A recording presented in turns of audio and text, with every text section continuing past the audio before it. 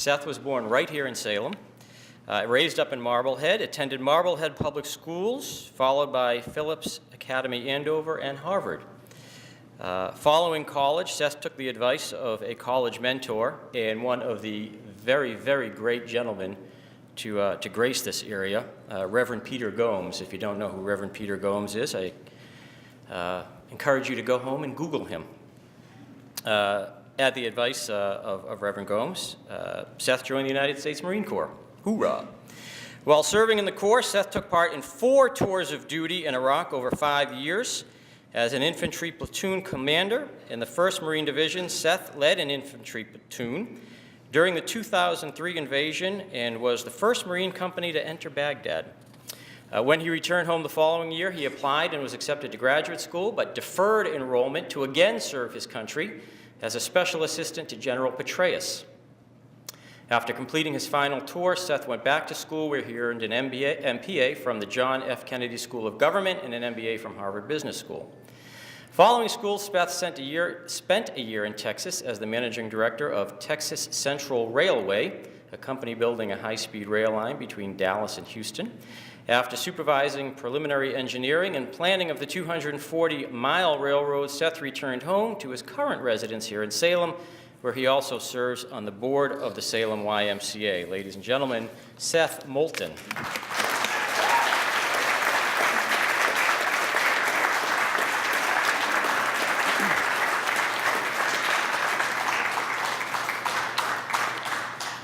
Thank you very much. It's an honor to be here tonight, and thank you to Go Out Loud and Boston Spirit for hosting this wonderful and important event. We're all here tonight because we share some fundamental values. We all believe in equality, and we believe that equality in marriage should be the right of the land in all 50 states in this country. We're here because we all believe that the U.S. Congress should finally pass ENDA to end discrimination in the workplace. And we're here tonight because we believe that youth homelessness is a problem and Congress needs to address it, and that all kids should be safe in school, no matter what their background or what their orientation. And we're here tonight because we believe that if you have a spouse, no matter whether, whatever your orientation is, that if your spouse is from a foreign country, you should be able to sponsor him or her here in the States. And we have made a lot of progress, and I'm very proud that we live in a time when equality is sweeping across the land. Think about it. In 2008, there were 2 Democratic candidates for president, both of whom were publicly opposed to marriage equality. And now one of those candidates is in the White House, and both he and the vice president are on the record in favor of equality in marriage. That's a lot of progress. And you know what? The progress is due to people like you, to people in the community, not just to politicians in Washington who change their views, but to people in this community who are fighting every day to make equality the law of the land. So it's nice that we're all here and you're listening to these candidates, but we should also thank you for the work that you do every single day. For a long time, I have said that equality is a civil rights fight of our generation. And I started saying that a long time before I started running for Congress. But for me, it's not just about the principle. It's also very personal. I grew up in a pretty typical American household. 3 kids, a loving mother and father. We all walked to school not far from here. My mom and dad still work every day to pay the bills. My sister became a public school teacher. She teaches high school history. My brother is a reporter for a local newspaper. There's no one that I have spent more time with in my 35 years than my brother. We did a lot of the same things growing up, shared the same values, did the same activities. My brother is a great guy. You'll never meet anyone nicer in this town or in this country. My brother is a great reporter. He's incredibly dedicated to his work. And my brother is gay. And I think it's wrong that my brother and I, even in 2014, still don't share the same rights. I joined the military after college. It was before the war. I was opposed to the Iraq War when it happened, but I was very proud to serve. But if my brother had wanted to join the military, it would have been under Don't Ask, Don't Tell, and it would have been a very different decision for him. If I want to get married, I can get married in any state in this land. But my brother's not allowed to do that. We're so similar, and yet we have different rights. And my brother has to be concerned about coming out in the workplace because he's not protected under the law. So despite all the progress that we've had in the past few years, we're not equal. And that's wrong. And there's still a lot of work to do. Thank you. And we'll start with question number one, and who better to ask than a Marine? How will you ensure safety of LGBTQ youth and LGBT people in the community from hate crimes in public places and hate crimes and discrimination? Well, I've actually spent a lot of time, 5 years, in an organization that was opposed to equality, per the Department of Defense policy. So I know what it's like to be in the minority and to fight for equal rights. There are Marines that I served with who were gay, and there weren't a lot of people who were willing to talk with them, but I always did. When Don't Ask, Don't Tell was the law of the land, most people just accepted it the way it was. But in 2010, there were 189,000 Marines in the United States Marine Corps, 189,000. There were only 25 of us who wrote about the end of Don't Ask, Don't Tell and had it published.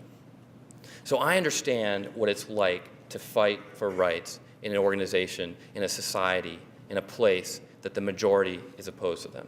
And that spirit of leadership is exactly what I will bring to the United States Congress as your representative. And just to do a quick time check, we've got about 4.5 minutes left. All right. 2 questions and 4.5 minutes, so I'll read fast. We've asked all the candidates so far, and I will ask you as well, what measures you would take as U.S. Congressman with regard to marriages and unions being more recognizable outside of Massachusetts than states with it legal, with regards to some specific rights, Social Security, power of attorney, health care, and so on. Well, you know, the problem in Congress today is that legislation is there. The problem is not that we haven't authored the legislation. The problem is that we haven't gotten it passed. We need to get it passed. And it matters. It matters that we achieve equality. I'll tell you a quick story about one of the Marines I served with who inspired me to be one of those 25 who stood up for equal rights in an organization that was opposed to it. My friend Joe served 2 tours in Iraq. We both disagreed with the war, but we both served proudly. And then we got out. And when Joe got out, he came out. And then, a year later, when the surge started in Iraq, we were both called back to active duty. We both received letters in the mail that said, you have to go back on active service. The difference was Joe only had to say one thing, call the Marine Corps and just use 2 words, I'm gay, and he wouldn't have had to go. And he thought long and hard about this, and we talked about it. But at the end of the day, Joe didn't do that because he wanted to serve his country again, and he didn't want anyone to go in his place. Now, I think it took a lot of courage for people to stand up to Don't Ask, Don't Tell and refuse to join the military when that was a policy. But I also think it took a lot of courage for someone like Joe to stand up to the policy and yet still serve. And it was inspiration to me. It was inspiration to me when I faced going back to the war for a 4th tour. And that inspiration that Joe showed is what inspired me to be a leader even inside the military for the end of that policy. We have 2 minutes to go. Another appropriate question concerning your current work with the local YMCA. Now, you mentioned one of the other questions that statistics with regard to LGBTQ youth homelessness are staggering. What steps would you take to address that issue if elected? You know, this is one of those issues that people just don't talk about. I've talked a lot about what an inspiration Joe was to me. When I was asked a couple years later, after this occurred, to tell a story to a bunch of young college graduates who wanted to join the Marine Corps about courage, I had just come back from the war, and I'd seen hundreds of stories of courage, young Americans doing incredible things to ensure our safety and freedom. But the story I chose was Joe's. What I didn't know that night is that in that small room with about 15 young Marines, one of them was gay. And 2 years after that night, I got a letter and I got an email, one of the most moving and important emails I think I've ever received. And he told me that he hadn't come out, and he was sitting at that table that night, literally trembling as I told this story. It was the first time that he had ever heard a Marine talk about courage in terms of who really he was as a person. Youth homelessness is one of those things that a lot of people don't like to acknowledge, that a lot of people don't like to talk about. But we have to talk about it, and we have to take care of it. Now, I want to say for just a minute what kind of congressman you can expect me to be, because there's a lot of talk in Washington, and there are a lot of people who take credit for the work that you are doing. I am not going to go to Congress and be a congressman who just talks about the bills that I've co-sponsored. Co-sponsoring a bill is easy. It's like liking a post on Facebook. It's a nice gesture. You're on the right side of the issue, but it doesn't do anything to get the bill passed. Sponsoring a bill, now at least if you sponsor a bill, you're taking some leadership. You're pushing forward some creative new ideas. But if the bill doesn't get passed, then it doesn't make any difference for all of us. We need leaders who are going to go to Washington and roll up their sleeves, and no matter who is in power in Congress, no matter whether the majority is with us or the majority is against us, will work to get legislation passed. That is the kind of congressman I want to be. We literally today have the least effective Congress in our nation's history. Never have we had a Congress that has passed fewer bills than the Congress we have today. It's time for a new generation of leadership. You don't change Congress by sending the same people back. We need new leaders. We need leaders who believe that equality is a civil rights fight of our generation. I believe we need a new generation of leadership in Washington. I believe it should be our generation. And I can promise you that as a leader from our generation, I will always fight for equality, and I will always fight for you. I will fight for my family. I will fight for my brother, Cy, and I will be proud to be your representative. Thank you very much.